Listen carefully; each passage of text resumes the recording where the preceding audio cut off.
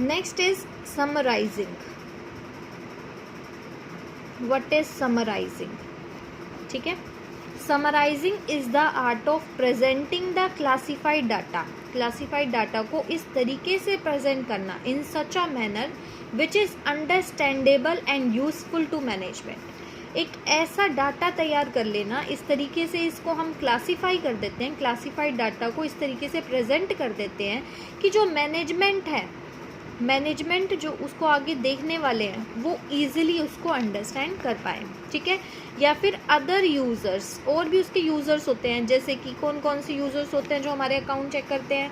Customer हो सकते हैं, इन्वेस्टर्स हो सकते हैं, गवर्नमेंट हो सकती है जो हमारे अकाउंट्स को चेक करती है. तो उनके लिए हम इस तरीके से बना दें, एक अच्छा समराइज कर दें कि वो अच्छे से चेक कर सके.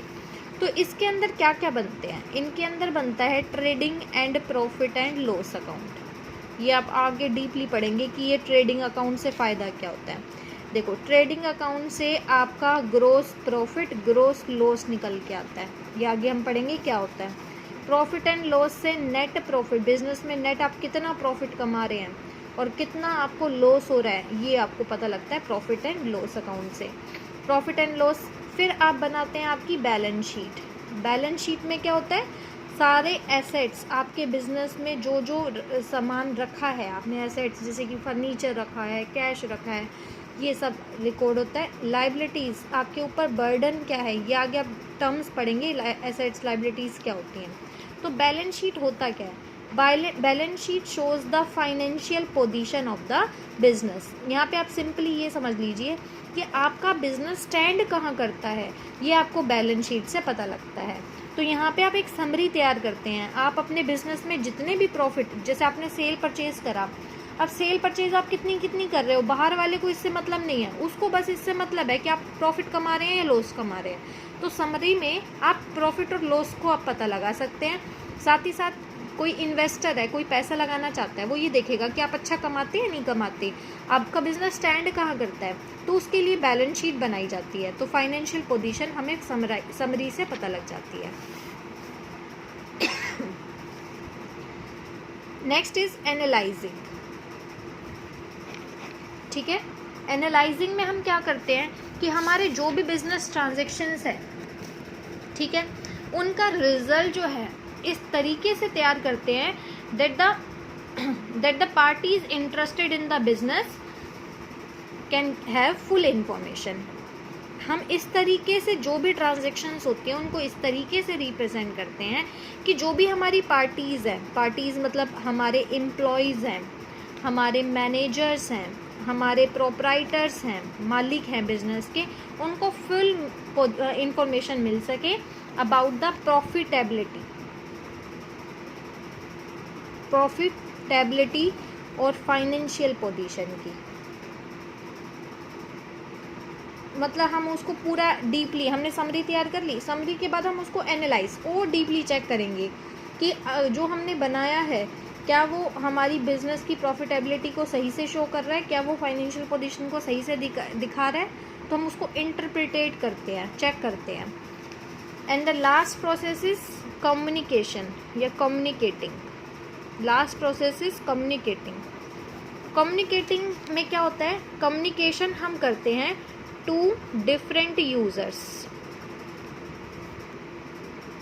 अब यूजर्स कौन कौन होते हैं? Users are of two types, internal and external. Internal and external. देखो, कुछ इंटरनल हमारे बिजनेस के अंदर जिनको इन्फॉर्मेशन चाहिए. हमारे बिजनेस के अंदर कौन कौन होते हैं? हमारे बिजनेस में होते हैं एम्प्लॉयज़ होते हैं, हमारे बिजनेस में हमारे बिजनेस का मालिक होता है, प्रोप्राइटर होता है, हमारे बिजनेस में और कौन होता है? मैनेजर होता है. तो हमारे बिजनेस से जो डायरेक्टली जुड़े हुए हैं वो होते हैं इंटरनल यूज़र्स. अब इंटरनल यूज़र्स जानना चाहते हैं, देखो एम्प्लॉय क्या कहेगा, एम्प्लॉय को सैलरी मिलती है, ठीक है, तो वो भी ये जानना चाहेगा हमारा बिजनेस स्टैंड कहाँ करता है ताकि मेरे को सैलरी प्रॉपर मिलती रहे. अगर कोई बिजनेस प्रॉफिट नहीं कमा रहा, लॉस में जा रहा है, तो एम्प्लॉय की जॉब भी खतरे में आ जाती है.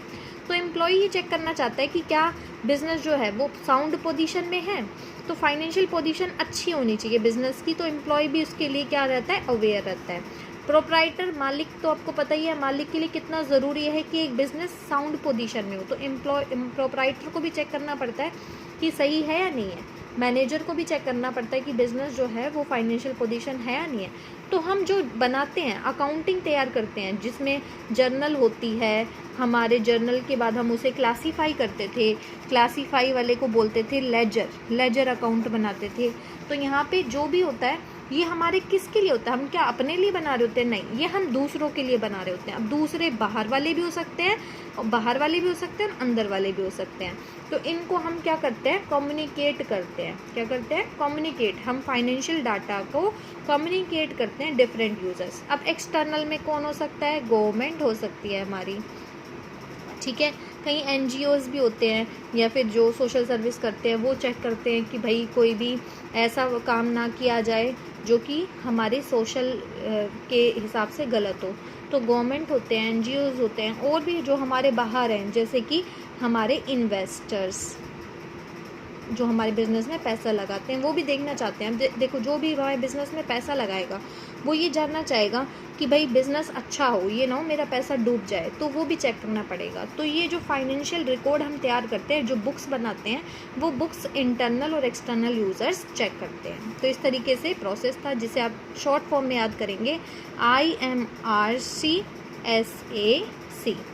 I is for identifying, measuring, recording, classifying, summarizing, analyzing and communicating। Recording में आप ध्यान रखेंगे जर्नल बनती है, एक बुक बनती है जर्नल या सब्सिडरी बुक्स, और क्लासीफाई में बुक्स बनती हैं अलग अलग वन नेचर की एक जगह पर, जिसे हम लेजर कहते हैं। समराइजिंग में आप याद रखेंगे डिफरेंट अकाउंट बनते हैं, trading and profit and loss account, trading account, profit and loss account and balance sheet.